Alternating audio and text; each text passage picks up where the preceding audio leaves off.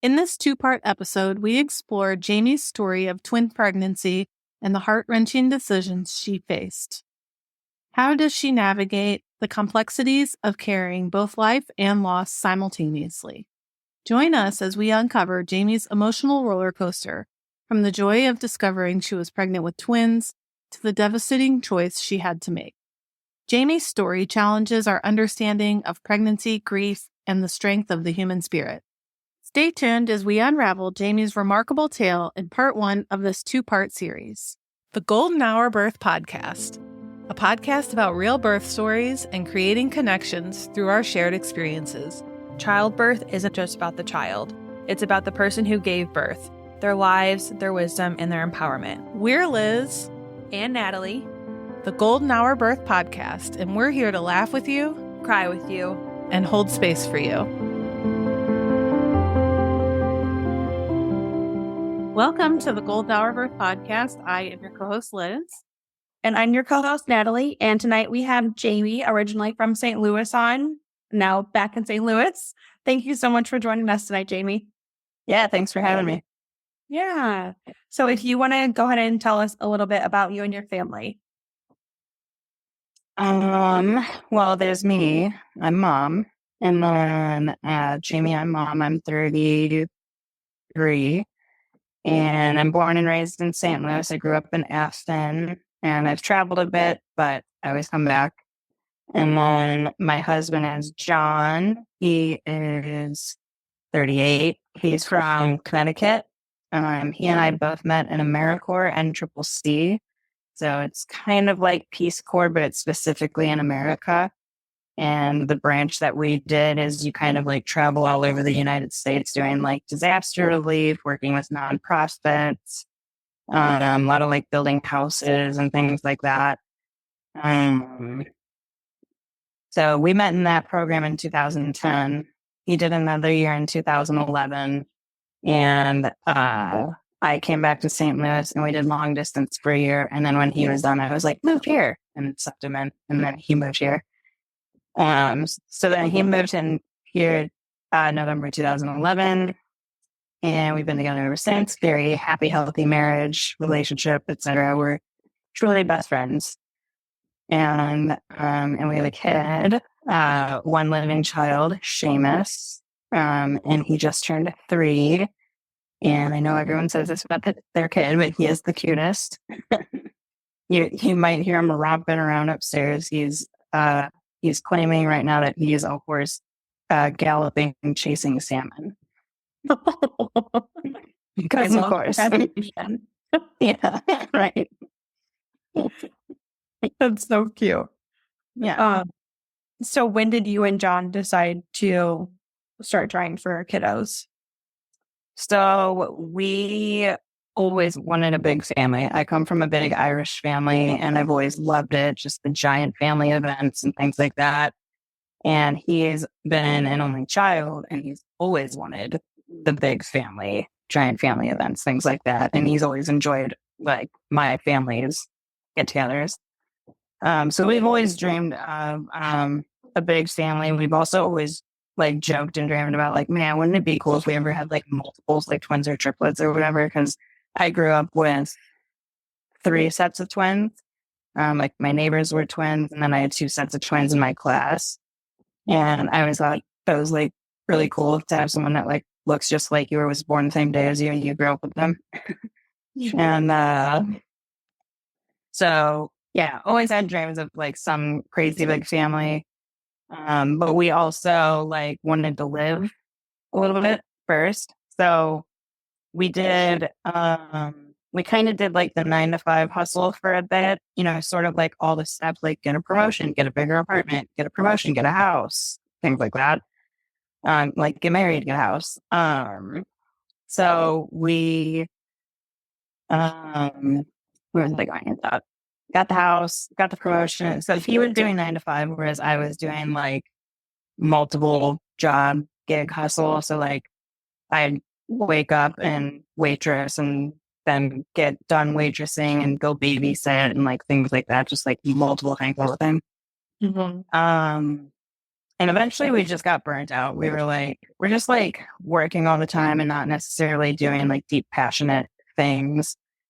And like, is this what we want? We also ended up getting a dog around the time we were having these conversations. And so we had this like puppy that we were always taking on like adventures with us. We took her camping, we would take her hiking, we would take her off leash areas. Um, and that was always really fun. And so we were like, you know what if we just like took a year off work and got an SUV and just like did Airbnbs around the country for like a year. And then we like can come back to this hustle and maybe start a family then. So while we were like in the process of doing that, this was 2000 and I want to say 16. I think this was 2016. We were like about to pull the trigger on an SUV. And my best friend was like, have you guys ever heard of van life? And I don't know if you guys have ever heard of van life.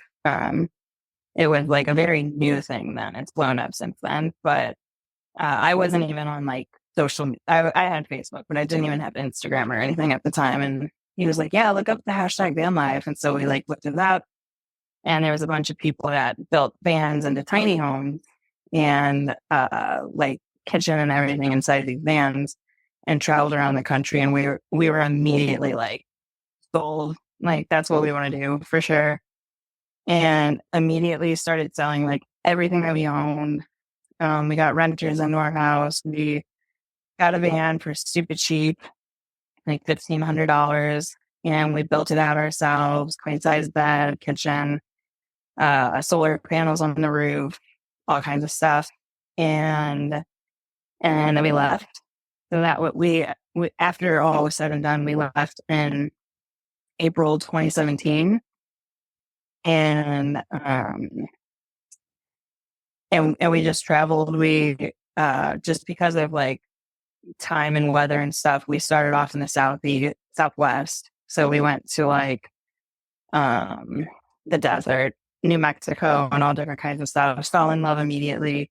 But then we just like kind of chased weather the whole time. Like when it was hot, we went high altitude. When it was cold, we went south. And we also, because of like our families being from different places and because of AmeriCorps, we met people from all over the country.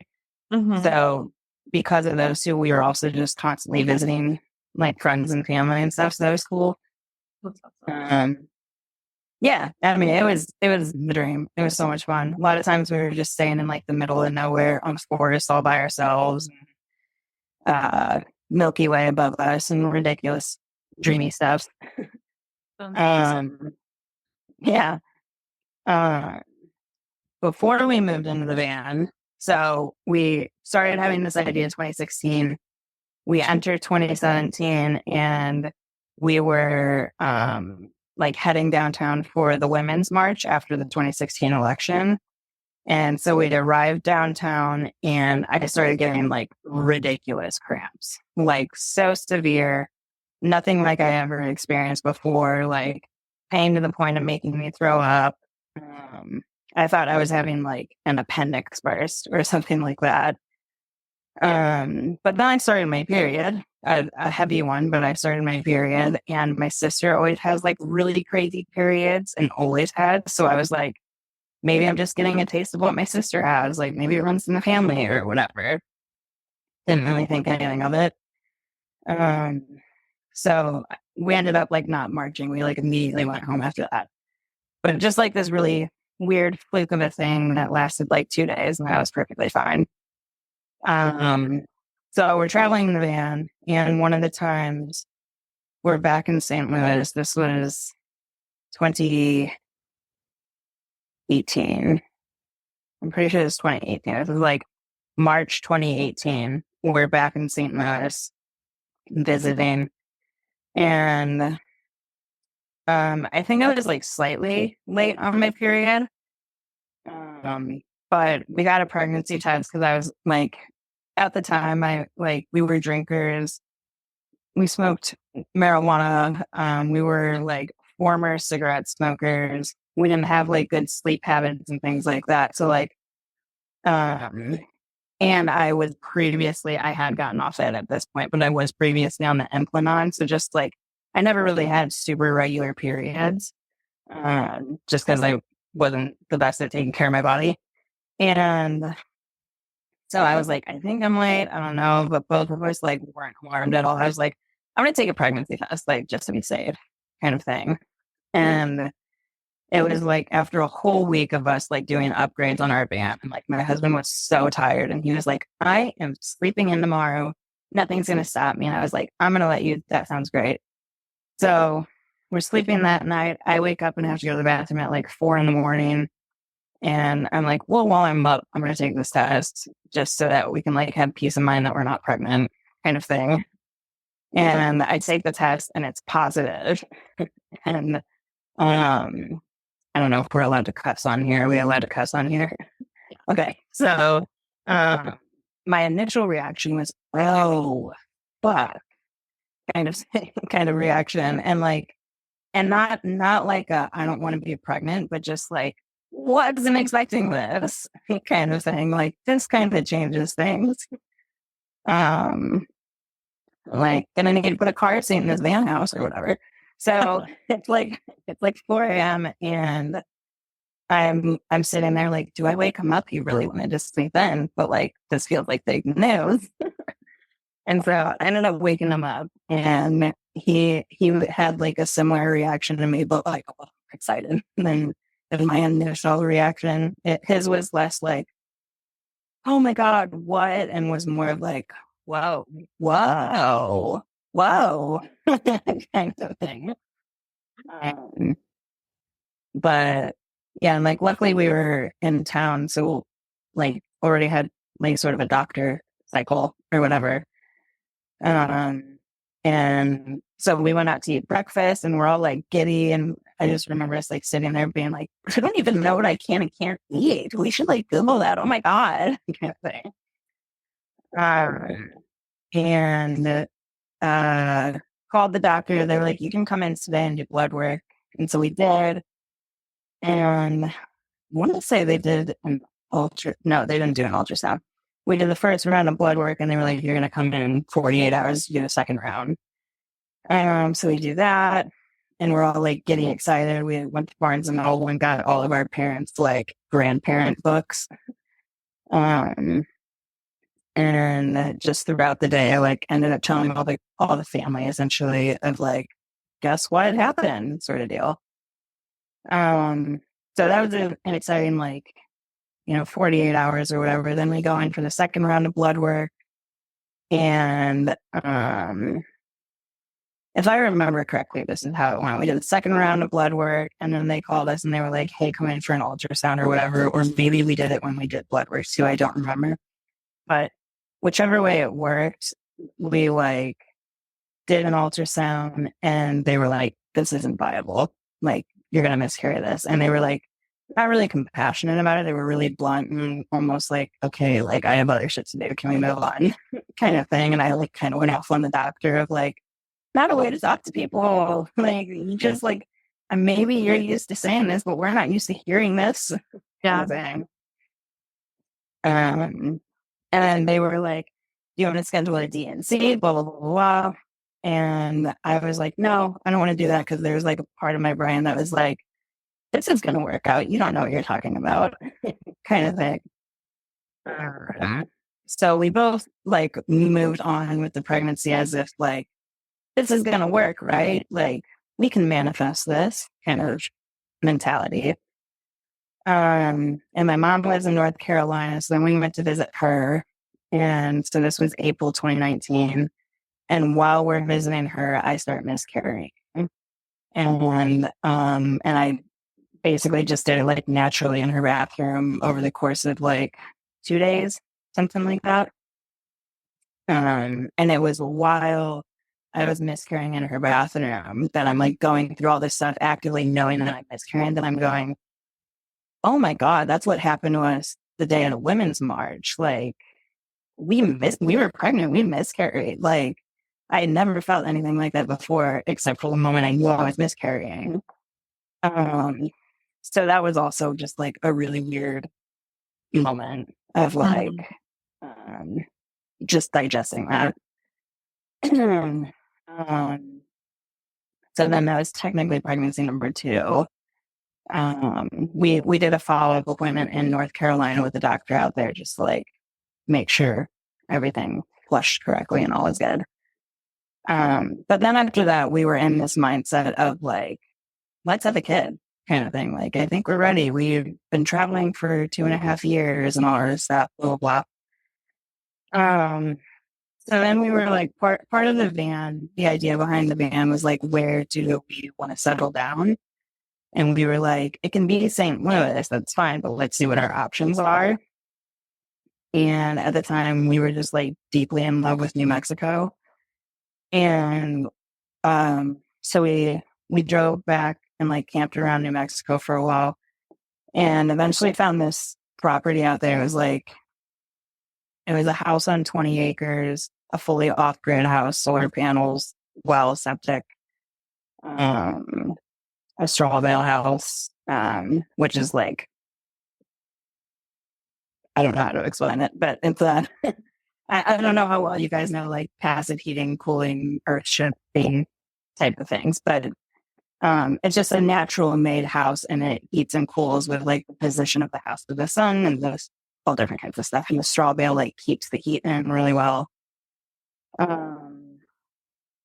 So that on 20 acres and another 20 acres like touching it. So we got both. So we had off-grid house on 40 acres, mountain views, super, super dreamy, like rainbows all the time. I can send you guys photos. It's literally like the dreamiest thing we've ever done. And we absolutely found most of it. We made a giant garden that we shaped like a vulva. And we called it our vegetable garden. I love it. And because like when you're in the middle of nowhere, you can do whatever you want. You can do whatever you want. And that's a pretty thing. Yeah, right. So we just have this 20-foot vulva next to our house. We were like, yeah, I need to see pictures of that.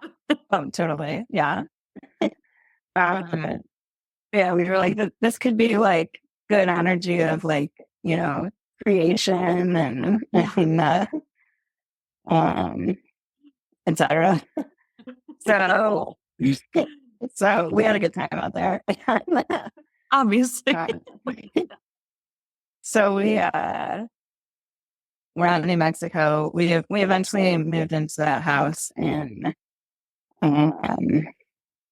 I want to say September of 2018. So we lost a second pregnancy April 2018, moved into the house September 2018, and I want to say late September 2018, we found out we were pregnant again. And we were like, sweet, let's do this. And before we even like officially chose New Mexico, we like interviewed the midwives there and stuff like that to figure out like, how's this fit? Because we really wanted to do home birth. I'm like terrified of hospitals. I'll say I've gotten better over the year, but at the time I was like deathly terrified of hospitals. So loved the idea of like natural home birth kind of deal. And so yeah, we liked the midwife situation. And we got pregnant. That was great. And then we told the midwives we were pregnant, and they were like, okay, well, we're not going to do like they were very, very, very crunchy, I guess is how you could say it. And it's like, we don't do ultrasounds that could harm the baby. We don't do, or like they do, but it's like maybe 2 the whole pregnancy kind of thing, just to like check on things. They don't do like the blood work, like, you can if you push for it, but we didn't really know like what to advocate for it. And so we were like, okay, yeah, we're following your lead kind of deal. And a few weeks later, October 27th, 28th, we started miscarrying. which was actually the anniversary of my grandma dying and was 2 days before my birthday. So my birthday's October 30th. Um, um, but I will say it was nice, like kind of just having this little private place to ourselves while going through that instead of just like, I don't know. It was just nice having like a little retreat to just process it ourselves. But that was another like naturally pass it at home situation. We were really upset that like we never had an ultrasound kind of thing, no like memento essentially. And I kind of not like super harshly, but I did kind of like go off on the midwives about that. I was like, you know, we have nothing from this kind of thing we could have had or whatever. And then so then we started shopping around for different midwives, and we knew that we were now looking at the 3 miscarriages statistic, where it's like maybe start doing some testing or whatever. So we talked to like the actual OB, and we were near like our main town was Taos, New Mexico, which is like northern New Mexico. So we talked with them, and they said some things that we could do, but they were like, ultimately, like you'll probably want to go to a specialist who, and the closest specialist is Albuquerque. Like there's not a lot in New Mexico. And Albuquerque was three and a half hours away. So we were like, okay, yeah, let's try it. And so we go to this place. They offer to do like all this different like free testing for you. We didn't know this at the time, but it's with the idea that you're going to sign up and do IVF with them. We're like, wow, that's so cool. They'll just like do all this free stuff. And then before we really had any test results, they sat down with us and gave us like the hard sell of like, obviously do IVF. Why would anyone go through anything else if they could avoid it, kind of thing? And we're like, you know, a lot of IVF, it's necessary for so many people, but we're not there yet, kind of thing. Like we want to see what else we can do. Also, let's get these test results back first. So we did all kinds of things like testing John, testing me, you see how everything looks. And like the bittersweet side of it was like everything looks perfect, which like that's phenomenal, but it's also like there's no answers. Like, why is this happening? Kind of thing. Or like, what can we do to make sure this doesn't happen? So then after talking to some people in Taos, and Taos is a very like willy mystical place. So people are like, there's this Chinese medicine doctor in town, you should talk to him. So we started talking to him. He's an acupuncturist, but he's also studied Chinese medicine. And we had like one visit with him. I want to say this is January 2020, either December 2019 or January 2020. I think it was January 2020. And he basically comes up with like this whole plan that we're going to do. You're going to take these meds pre-conception. Once you conceive, you're going to shift and do these. We're going to like check in with you throughout the whole time and shift meds as needed. And it's like herbs. It's not like pharmaceutical meds. And we're like not fully understanding what we're doing, but we're like, sure, yeah, we'll follow your lead here. Like we'll try anything at this point. So we're doing that, and then COVID hits, and he's like, I'm not doing acupuncture anymore, but I'll still like prescribe meds. Just tell me like if anything's feeling like more this or whatever, and we'll adjust accordingly. And so like everything in the world obviously shut down for a while.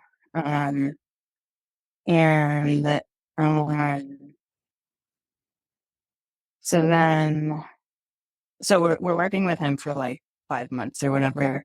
And the first like few months of the year, we were like really just like, it wasn't really like making love anymore. It was just very mechanical. Like we're trying to make a baby, like I'm ovulating, let's do this. And we were just like not happy about that. So we actually found a like couples virtual sex course, which is like not as raunchy as it sounds. It's basically just like, here's these intimate ways to connect with your partner. Here's your homework, things like that. And it like took all the stress out of it and just made us like connect deeper and just made it fun again. So like, yeah. So then we're just like having fun again and just taking the pressure off of it too. We're like not tracking like, I'm ovulating today, we gotta go kind of thing. It's like we're just seeing what happens essentially. So then in July of 2020, we my best friends are visiting us in New Mexico and we get a positive pregnancy test.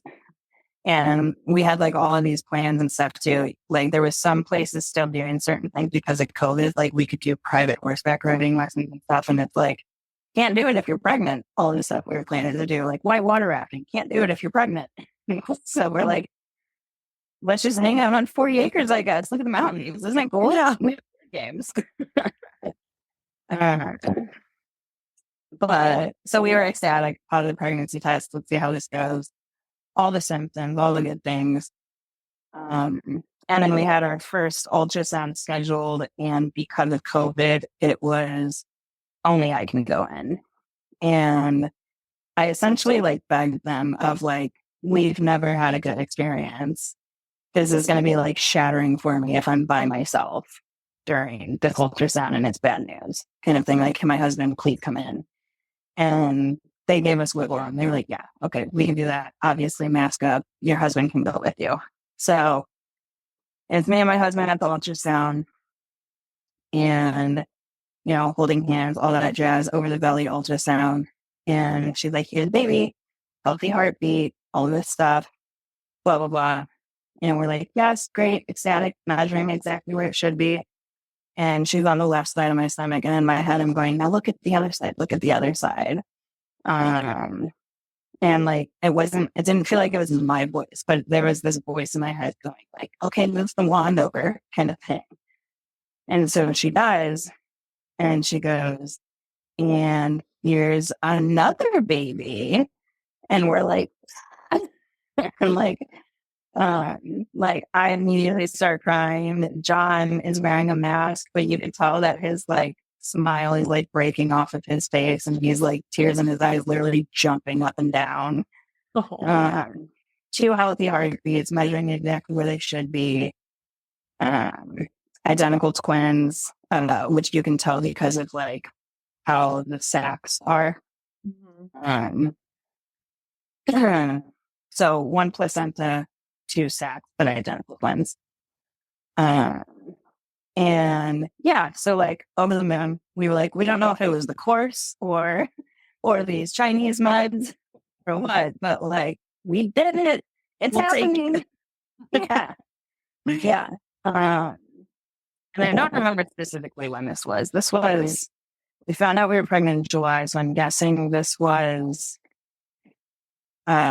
August, probably August or September at the very latest.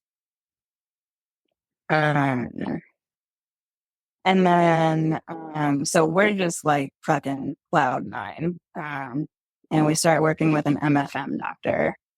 I'm going to pause super quick. I do see the countdown for the time left. Is there a specific time you want me to stop before we hop on a new one? Let's just run it down to like a minute or two. Yeah. Okay. Okay. Sorry. I don't know if you can like end. Yeah. Okay. So yeah, we're like cloud nine. We're making, you know, baby registries with double items. But right off the bat, they were calling them baby A and baby B. And John and I have had kids' names picked out since, you know, 6 years prior to this at minimum. And so I said to him at one point, it sounds morbid, but I said this to him at one point, I was like, we need to name baby A and baby B, because if we lose one, I don't want to be struggling figuring out which name do we give up. So we named baby A Seamus, and we named baby B Killian. Seamus Yonder and Killian Hendricks. And very Irish. So, very Irish. Yes, we are both Irish. Can you tell? And due date in March. And we were like, St. Patrick's Day babies. Yeah. We're like, these are the real Irish twins. Yeah. So, yeah, Seamus and Killian. Aaron, just cloud nine. Everyone's like always crying, excited, grandparents, everything. Oh my God, 2 boys. And then, so then, like early to mid October, and so now we're meeting with like MFM doctors, like maternal fetal medicine doctors, like specialists, which are in Santa Fe. So we're having doctor's appointments every like 2 to 4 weeks, 3 hours round trip, an hour and a half to get there, and an hour and a half to get back. And the town that we live in doesn't really have big box stores. There's one Walmart, but that's it. So we always made sure that we had like an early morning appointment. We would go down early morning, and then we could like do all of our like big shopping and then go home. It was always a whole day event. Yeah. So one of the days in October, I want to say it was mid-October, we get and because of COVID, they were strict on like, we work with high risk. We can't have multiple family members in here. So John had to like video chat while I was in the room, and like cell service was horrible. So like he'd be watching, but he couldn't really see anything. But I'm sitting there, we're doing the ultrasound, the girl's all chatty, and then she gets really quiet. And I'm like, what's up?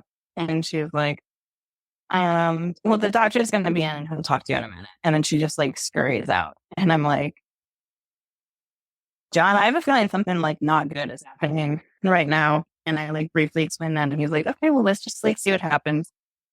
So then the doctor came in and he was like, I'm gonna ask your husband to come on up. Like wherever he is, just have your husband come up. And I was like, okay, John, did you hear that? Like he told you to come up. And he was actually parked across the street at Walmart because they had better service. So he drives over, almost got into a car accident, came up, and like long story short, they said that Killian was developing CDH, which is congenital diaphragmatic hernia. So his diaphragm did not develop all the way, and he had organs coming up from his stomach cavity to his chest cavity, was pushing his lungs and heart over. And it wasn't like severely critical, but it was like, as soon as he's born, we're going to need to do like open chest surgery kind of thing. And New Mexico does not have like creme de la creme doctors for like very specialized things. They have great doctors, but not for like super specialized things. So it was like really jarring, but it was like, this is treatable. Like, this is not fatal. This is treatable. So then they started telling us to like look into different CDH doctors. They gave us a list of like some of the best in the country. At the time, we were like, we're self-employed, and at the time our business was doing really well, that we could do whatever we want. We were like, we could relocate to another state. We could go here. We could do this. We could do whatever. So over the next like week or two, we're looking into options, and we narrowed it down to 2: Denver, Colorado, or St. Petersburg, Florida.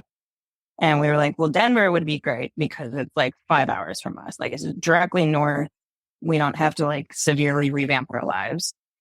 But eventually we settled on the Florida option because we were like, sunshine sounds good for our mental health. And like, it was the best doctor for it. And we were like, we have the privilege and flexibility to go wherever. Let's go to the best. You know, like if we could go with like 98% versus 95%. Let's do 98. um, so then we're just like, feeling hopeful. We had interviews with both hospitals and doctors, and started like literally making moves to move to Florida, like at least like part-time. We were looking at like long-term housing, chatting with friends that lived in the area, um, just seeing like what was around to do. We started like talking with other families that had like NICU kids, and just like, what's that experience possibly going to be like? And just like setting ourselves up for like this new world, feeding tubes and all that jazz. We were planning to move to Florida, but there was still like basically no rush, and we still had all these other doctor's appointments. So we were like partially moving on with our lives, and also partially like taking steps to move to Florida. And because Killian did have like an intense diagnosis, the MFMs were not letting John come to the ultrasound. All the appointments moving forward. So like that was a pro of the situation, is I wasn't like sitting alone during all these diagnoses. Just everything. So then, they were like, we will see you in, I think we were going weekly at this point, because they really wanted to like monitor Killian. And where we lived, we were like 7,000 feet up in the mountains. So like we were basically in the Rockies. We were basically in Colorado without any of the people. So we had an appointment scheduled, and like a whiteout snowstorm came in. And so we called them, and we were like, hey, we're not going to drive 3 hours round trip in this. Can we reschedule our appointment tomorrow and just do it next week? Because we've been doing every 2 weeks at this point. What's another few days kind of thing. And they were like, yeah, sure, that's fine. And then they immediately called us back, and they were like, the doctor's just a little concerned. Can you guys come in the day after? So like, we're not coming in the day of our scheduled appointment. Can we come in the day after that? And we were like, hopefully roads are fine, but sure, yeah, we'll do that. That's fine. Not gonna like not go against doctor's orders here. So then we drive down, and this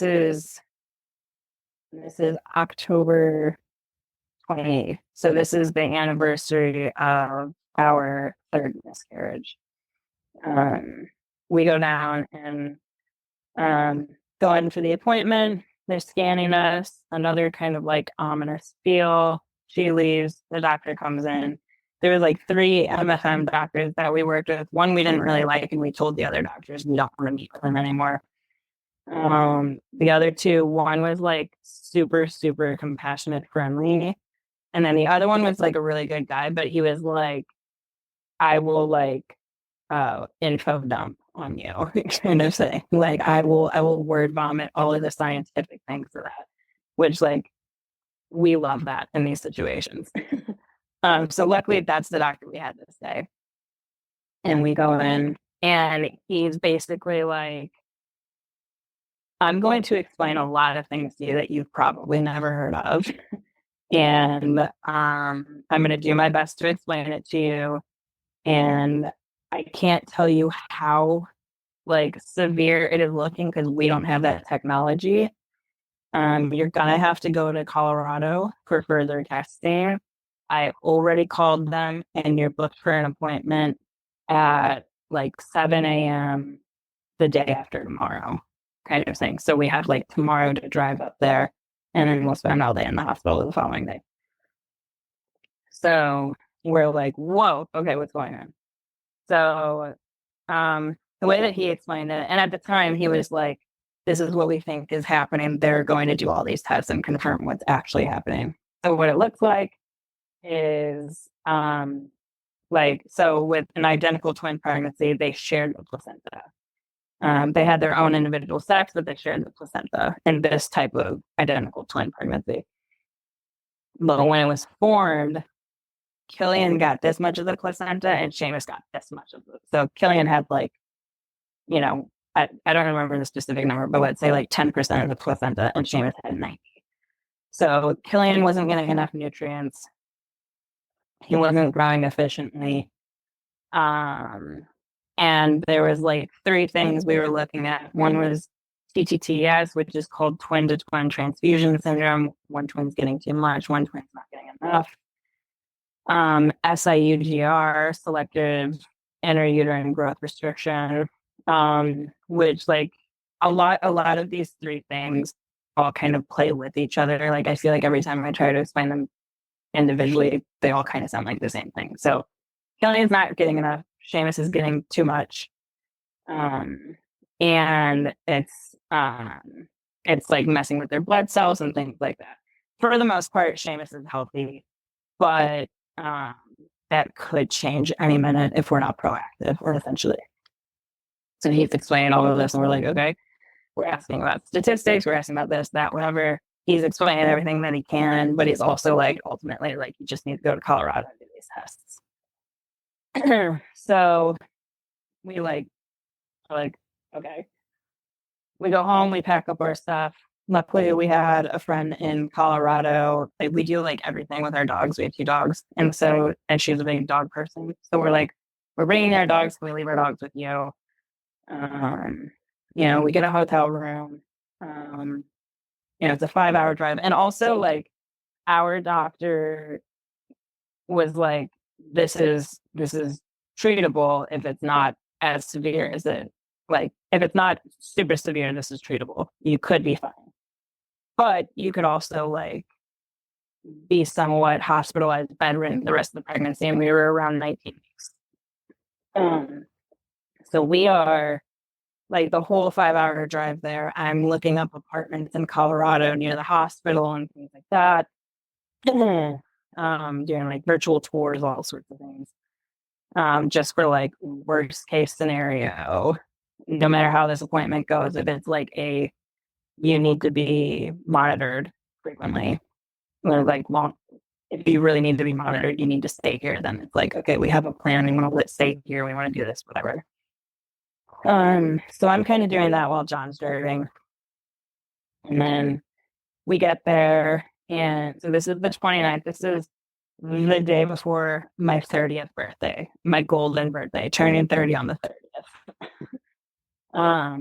So we drop off the dogs, we have dinner with our friend, we go to the hotel, I shower, and then I come out, and John's like, everyone sent in a video to wish you happy birthday. And he made this whole like video compilation thing of people just like saying like random lovely messages and things like that.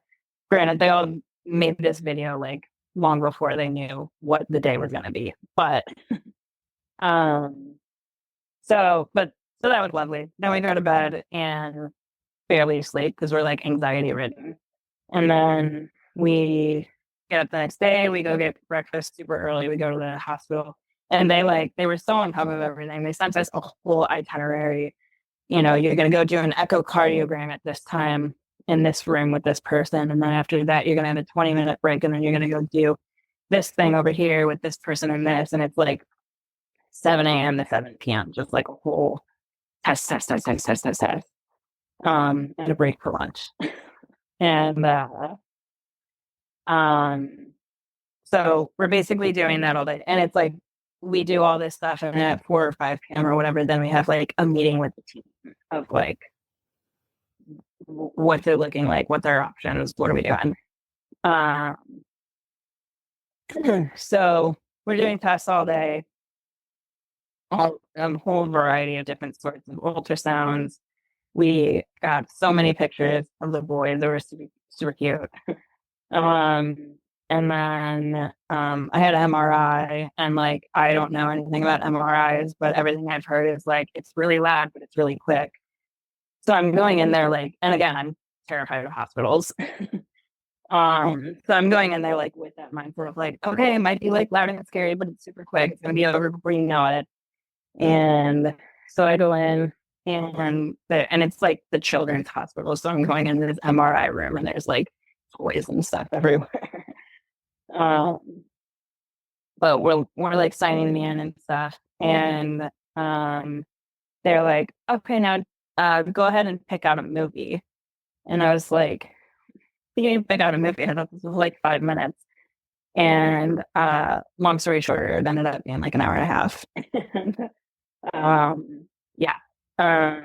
So, and yeah, so I'm looking at the list and it was like a blur. Like, I'm like, cannot compute. What are you talking about? And I see Jurassic Park and I'm like, that's a badass movie. I'll watch Jurassic Park. Um, which like first 5 minutes of that movie, terrible if you're having a panic attack in an MRI because it's chaos. Right. Yeah. It's like, oh, great. Screaming to death. This is wonderful. Yeah. Really calming me down right now. Yeah. But yeah, I forgot specifically how long it was, but the scene where the car is falling out of the tree, that's when they were like, okay, we're wrapping up. Kind of thing. I just had a great time. Yeah. Right. I'm zen out, let me tell you. Yeah, the whole time I just like I wasn't like full blown panic attacking, but anytime I felt like it, I was just like in my head, like metaphysically connecting with the boys, like, we got this, we're strong, I'm doing this for you, kind of thing. Yeah. Finally got over with that. And I just like sobbed into John's arms of just like a release of like, but I survived. And Isn't MRI of like the brain though? I honestly I don't know what all these things are, but they were scanning stuff going on in my stomach. Okay. Or whatever. Like their movements and blood flows and stuff like that. Okay. So yeah, that was like the most gnarly of the tests. Everything else was basically either like blood draws or ultrasound variations. And then we have the meeting with probably one of the world's sweetest doctors in the world, Dr. Barrett. I love him to death. And so when first the CDH doctor comes in, he's like, I remember talking on the phone. Good news is like, doesn't look like it's that bad, blah, blah, blah. And John and I are just sitting there like, we're not fucking here for the CDH. Like, can we talk to the doctor we're here to talk to? So Dr. Barrett comes in with his like social service person, secretary, whatever. And he like in more detail explains like what we're looking at, what we're dealing with, and what our options are.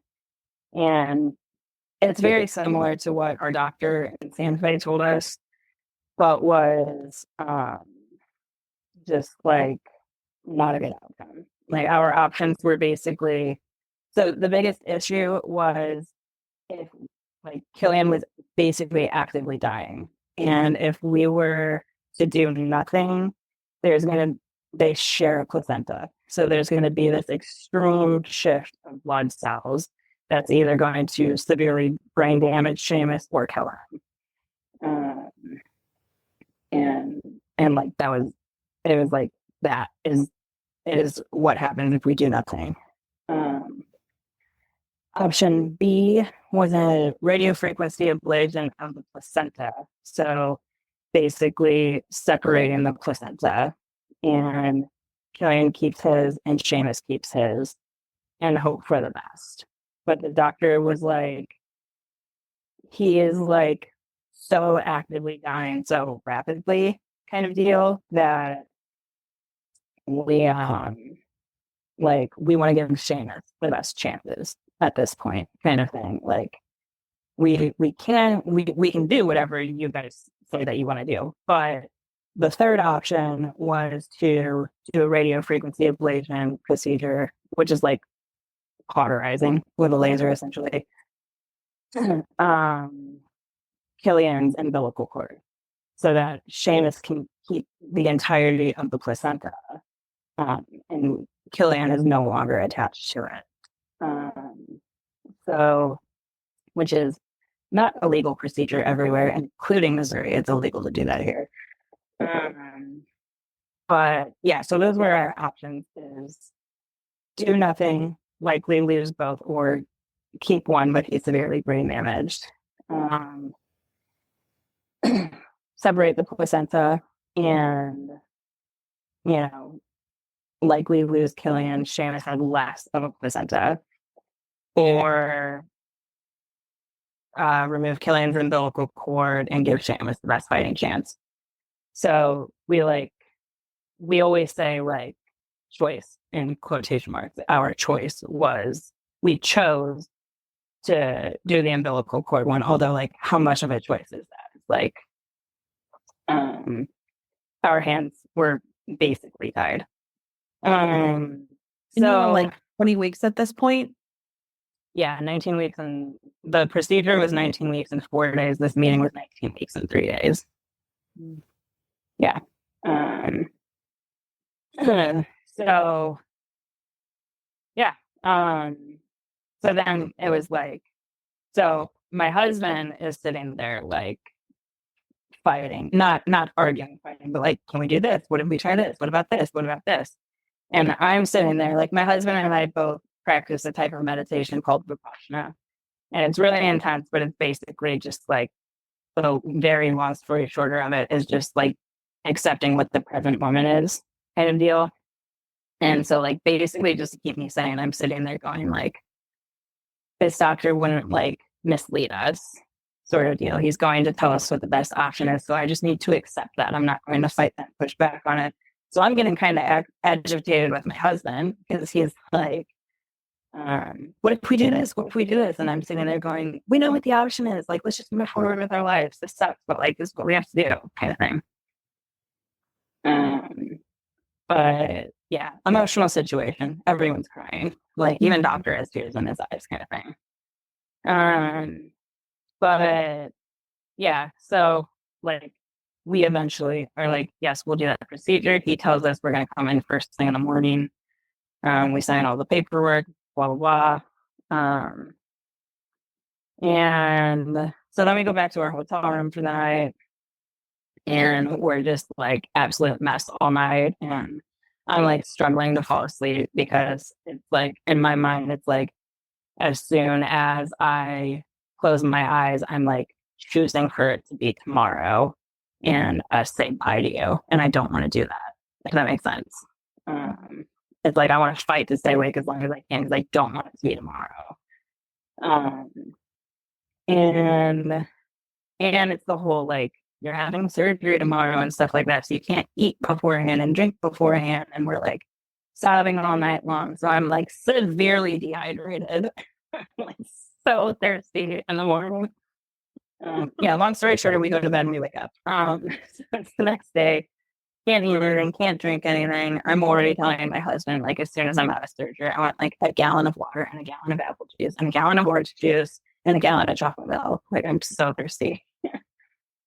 And we go to the hospital. It's this really awkward check-in at the front because we're there so early, 4 or 5 in the morning, that we had to have the front doors unlocked and go through this certain desk at the front before we went up to our wing. And they're doing this awkward check-in of where are you going? Labor and delivery. I'm sorry, where are you going? Labor and delivery. And they're congratulations, kind of thing. And it's thanks. Yeah, right. And yeah, I was just get it out. But yeah, so we moved forward, and everyone at the hospital was just phenomenal, above and beyond, 10 out of 10. Just so caring, compassionate, treated us like humans and not patients. You know what I mean? Yeah, so long story short, go back, do the procedure. It's they don't put you under or anything. It's local anesthesia, laparoscopically, nothing severely invasive. And yeah, so then procedure, we go back. John had pounds of apple juice waiting for me. And then, so this was Saturday. and he wanted us to stay in town until Monday and do a follow-up. And he also told us that, like, when he did the procedure, like, Killian was he was like, I almost struggled to sleep last night because I was like, this kid is so sick. I don't know if he's going to last through the night. And I would feel terrible if I sent them home without doing the procedure and something happened. Luckily, that didn't happen. But he was like, basically, the second we ended the umbilical cord, he died within like seconds. And sometimes it's like minutes or longer.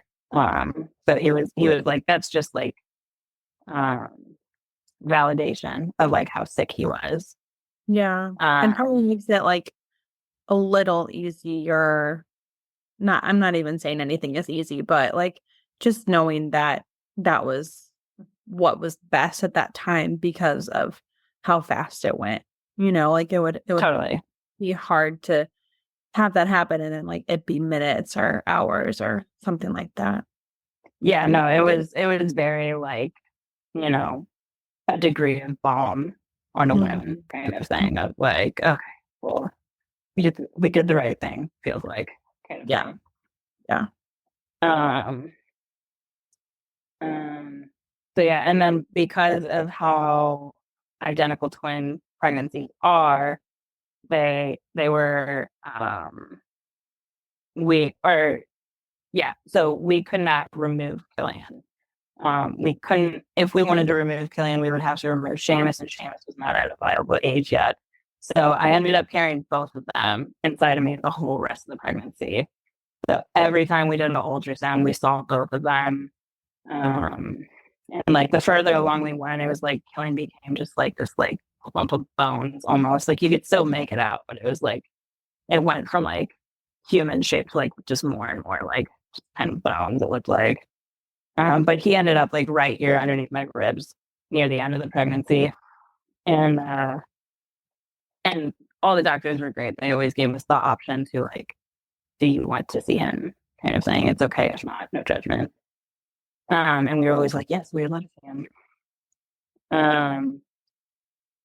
So yeah, that was October. That was Golden birthday. And then honestly, whole rest of the pregnancy was great. No issues. Everything was healthy. Eventually, they even told John he couldn't come to appointments anymore because they were like, everything's so healthy, you don't need to sit in on this anymore. So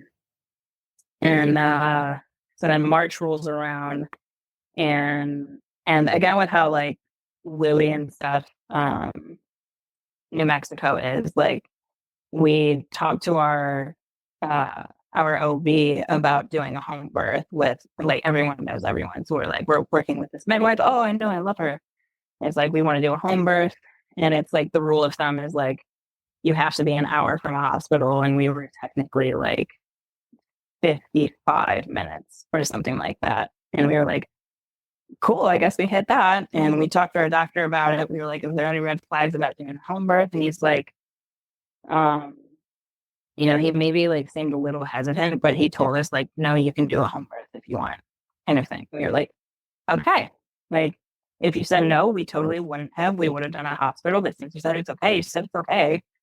The things was like, make sure that where we live, the fire station has like off-road ambulance or something like that. There was like certain stipulations, and we like barely made all of them. So we were like, I guess this is a green light. Like we were kind of hesitant about it, but we were like, this is all green. It's all technically green. So I guess let's do it.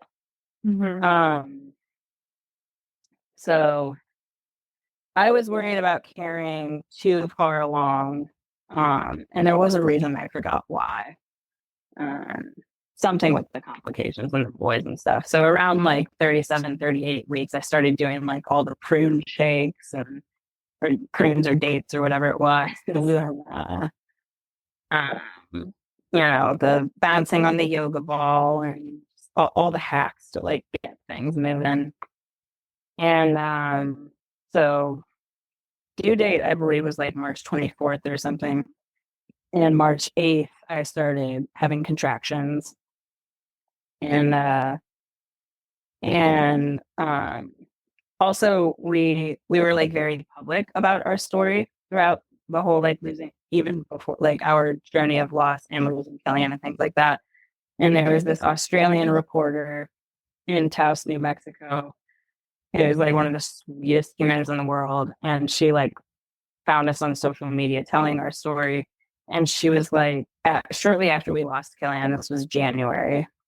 She was like, if not, please, that's perfectly fine. But like, could I follow you around the rest of your pregnancy? Like, can I like hear your story, tell your story, be a part of your story? Like, I will be as involved or as out of the picture as you want me to be. Like, I don't want to overstep any boundaries, blah, blah, blah.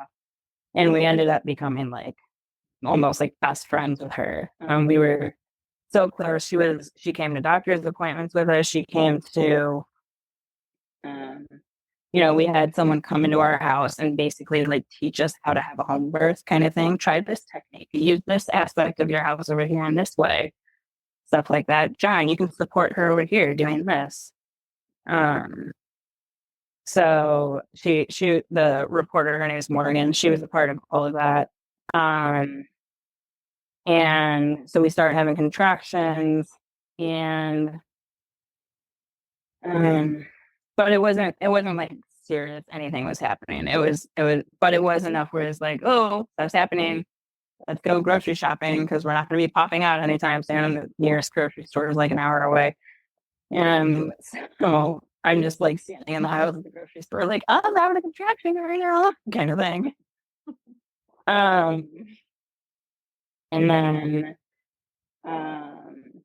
so kind of like sleep through the night. Then it's March 9th. I'm trying to think. So March 9th is the same as March 8th, if I remember correctly. March 8th, I believe, is the day I lost my mucus plug. And then 9th, I'm like low-key contractions, but nothing serious. We go to bed the night of the 9th. And in the middle of the night, like 4 a.m. or something like that, it's like contractions start. Not active labor, but like contractions start. And it's like, oh, I think things are happening. And so we text Morgan, the journalist, and Dorothy, our midwife, and they started making moves to head our way. Nothing's like alarming, but they're making moves to head our way. And we're just like getting our house set up for this happening. I'm doing the like low, steady breathing, and we have affirmations hanging all over our house that we made, and we had a list of affirmations that we liked. So we made some, but we also had friends and family make some and mail them to us. So we just had these like supportive things from people everywhere else all over the place.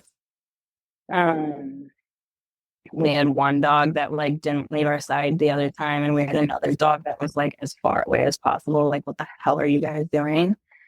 What is that? I'm not a fan of this.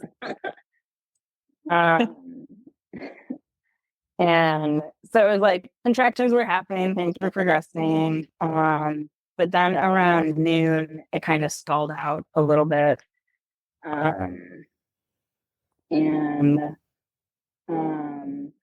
we had a tub, but I don't think it was filled up yet. Like one of the inflatable tubs. And so Dorothy's like, how about this? Since it stalled out, we're gonna go grab lunch. We'll just like pop to town, grab lunch, and shoot us a text if anything happens. And she was like, if you want, you guys can have like a little cuddle, passionate time or whatever. So they do that. We go lay in bed. I have one of those like giant, like peanut shaped, I don't know what it's called. It's like an exercise ball with peanut shaped between my legs. I'm like laboring that way or whatever. And then our midwife texts us and was like, I know that this sounds really willy, but this one girl that we had worked with, she was like, or maybe it was our grief counselor. She talked to our grief counselor and she was like, I talked to your grief counselor and she recommended that maybe you guys talk to Seamus and talk to Killian and let them know that like, we're ready. Let Seamus know that his brother was coming out with him. That you're not like leaving anyone behind. We're ready for you both, sort of thing. Yeah. Like let Seamus know that you're ready for him and that he's not leaving his brother, kind of thing. And so we had this very emotional situation during that. And it was like immediately I'm in active labor. Like literally happened. We're crying, kissing, light switch. We're like, I'm in it. Yeah, it was super intense and like active labor intense. Yeah. And it was like, okay, we're gone. This was around 2 or 3 o'clock, I think. Um, and so then we like John texts them and was like, Jayme just had like 3 huge contractions, like back to back to back. And they're like, we're on the way. And this time they came with a doula that we were working with too. So then we had midwife, doula, and Morgan. And so now we start filling up the birth tub. John's feeding me watermelon religiously. I think I ate like an entire watermelon to myself, maybe a half of one. And but yeah, I mean, he was phenomenal. He's like working with the tub. He's cutting up watermelon. The second I have contraction coming on, he drops everything and starts pushing on my lower back. Okay, I'm good. Thank you so much. He goes back to cutting up the watermelon or filling up the tub. Don't be afraid. And then, there's moments of like, sitting on the toilet and growing up or, variety of things. But then finally I get the okay from our midwife, you can go on the tub. And that was like, I just remember that being such a relief of like, because there was a moment too where I'm like, I don't the tub yet. I want the tub yet. And she was like, not yet, not yet. And then finally, and it was, my water wasn't breaking. So I gave her permission to break my water. So then we're in the tub and I'm laboring in the tub. And I feel like it was like I got in the tub and I was like, the rest just went so fast. It was like, I'm in the tub. I felt like I was barely laboring. And then at one point, our midwife grabbed my hand and my husband's hand and put it underwater. And we both felt the top of my son's head. And I just remember my reaction was like, go on. I think I've had a reaction like that too. I was like, I know it's supposed to be like really profound and beautiful, but it's like, oh my God. that is scalp and hair coming out of me. Yeah. Yeah. And I think we might have a photo of John's face in that moment. He's like, it's like this most alien thing we've ever done together.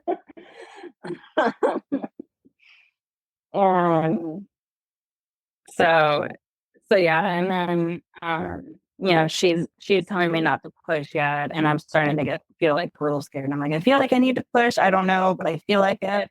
And she's like, try not to push if you can. I'm like, just wait a minute. And I'm like, I feel like I need to push. And she's like, okay, then push, then push. And so then I started pushing, and he was out pretty quickly. Not that many pushes. Like once we hit active labor, he was on our arms in less than 3 hours, or right at 3 hours, give or take. He was born at 5:51, March 10th, 2021. And he was covered in vernix. But he was very, very like whiny, but not like severely either. Healthy, short umbilical cord. Because I was like trying to hold him up here and I was like, whoa, why does that feel weird? And he was like, oh, it's not an umbilical cord, I guess. But yeah, I'm just like, oh my God, oh my God, oh my God, the whole time. I can't believe it. Kind of stuff. We're playing with like holding his hands, rubbing Rennickland on his skin. And our midwife is like checking on the vitals, everything looking amazing. And yeah, just everyone's like cloud nine. It's awesome. And then eventually it's like, let's go from the tub to the bed. And that's where we're gonna do the umbilical cord, and we need to push the placenta out. And we were like pretty sure Killian was still in me because I had not passed Killian. And we were like, okay, so you still need to deliver Killian and we have to get the placenta out. So we moved to the bed. I'm pretty sure John did the umbilical cord. I don't really remember a lot of this parts, but then eventually she was like, okay, well, we need to get this placenta out. So she got like a birthing stool and she was like, try to like push so that we can get this out. And we're trying. And it doesn't happen. But well, some of it comes out, if I remember correctly, some of it comes out, but it's like in shards. It's like very like imagine like old clothes really like torn up and tattered. It is just like in pieces. So then that's not a good sign. So then our thought was maybe Killian went like vertical and is blocking things from coming out, sort of thing. And she was like, we might have to like transfer you to a hospital. Another option is we could try like me putting my hand in to remove him, but it's going to hurt really bad. And I was like, okay. And she was like, let's have like a safe word of like, if it's too much, just shout it and I'll stop immediately. And we were like, okay, let's do watermelon. So she like barely even started. And it was like 10 out of 10. Nope, not a fan. Watermelon. I was like, let's just do the hospital transfer. She's like, okay, I'm going to call the hospital, let them know we're on our way, blah, blah, blah, things like that. Call 911, whatever. At this point, we were like, she's like, I can transfer you right now, kind of thing. So as she's calling them, I start hemorrhaging. And I start like really bad hemorrhaging. Thank you for joining us on this episode of the Golden Hour Birth Podcast. We hope you've enjoyed our discussion and found it insightful and beneficial. Remember, the Golden Hour Birth Podcast is made possible by the support of listeners like you. If you appreciate the content we bring you each week, consider leaving us a review on your favorite podcast platform or sharing the show with your friends and family. Your support helps us reach more people and continue creating valuable episodes. If you have any questions, suggestions, or topics you'd like us to cover in future episodes, we'd love to hear from you. You can reach us on our website, www.goldenhourbirthpodcast, or connect with us on social media. We value your feedback and want to make sure that we're delivering the content you want to hear. Before we sign off, we'd like to express our gratitude to our incredible guests who joined us today. We are honored that they trust us enough to be so open and vulnerable. We're grateful for their time and willingness to share their stories with us. If you're interested in taking the conversation further with us, join us on our Facebook group, The Golden Hour Birth Circle. We'll be back next week with another exciting episode, so be sure to tune in. Until then, stay golden and remember to take care of yourself. We'll catch you on the next episode of the Golden Hour Birth Podcast. Bye!